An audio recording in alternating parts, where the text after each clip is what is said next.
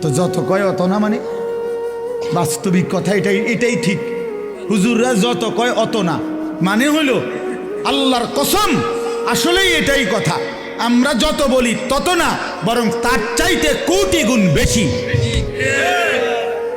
জাহান্নামের বর্ণনা কোনো আলেম পুরা দিতে পারবে না, জান্নাতের পুরা বর্ণনা কেউ দিতে পারবে না, বরং তার চাইতে কি বেশি, অনেক বেশি।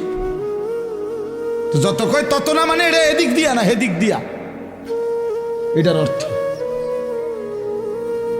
আপনি হাদিস শুনেন, একটা হাদিস শুনাই। আল্লাহ নবী সাল্লাল্লাহু আলাইহি সাল্লাম বলছেন, কোরআন শরীফের একটা আয়াত আছে, ওয়া আম্মা মান খাফফাত মাওয়াজিনুহু ফাউম্মুহু হাওিয়া ওয়া মা আদরাকা মা হিয়া নারুন হামিয়া।